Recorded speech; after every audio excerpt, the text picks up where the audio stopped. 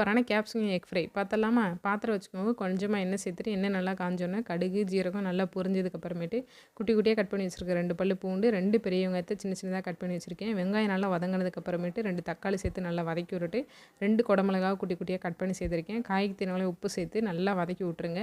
மூடி போட்டு மூடி வச்சிட்டிங்கன்னா காய் ஓரளவுக்கு நல்லா வெந்திருக்கும். இப்போ இதில் கொஞ்சமாக மஞ்சள் தூள், காரத்துக்கு மிளகாத்தூள் சேர்த்து பச்சை வாசனைலாம் போகிறதுக்கு நல்லா வதக்கி விட்டுட்டு மூடி போட்டு மூடி வச்சுருங்க. பச்சை வாசனையும் போயிடும், காயும் சூப்பராக வெந்துடும்.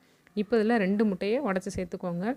உங்களோட காய்க்கு தகுந்தாப்புல அளவுக்கு முட்டை கூட எக்ஸ்ட்ரா கூட சேர்த்துக்கோங்க. முட்டை சேர்த்துட்டு இந்த எல்லாத்தையும் நல்லா மிக்ஸ் பண்ணி விட்ருங்க. முட்டையும் நல்லா வெந்துடும், காயும் சூப்பராக ரெடி ஆயிரும். ஃபைனலாக கருவேப்பிலை கொத்தமல்லி தூவி இறக்கிட்டோன்னா சிம்பிளான டேஸ்ட்டான கேப்சிகம் எக் ஃப்ரை ரெடி ஆயிடுச்சுங்க. இது அப்படியே சாப்பாடோட பிசைஞ்சு கொடுத்தீங்க அப்படின்னா குழந்தைங்க சூப்பராக சாப்பிட்டு வருவாங்க. சைடிஷ் வந்து சப்பாத்திக்கெலாம் செம்ம காம்பினேஷனாக இருக்கும். ட்ரை பண்ணி பாருங்கள், சூப்பராக இருக்கும்.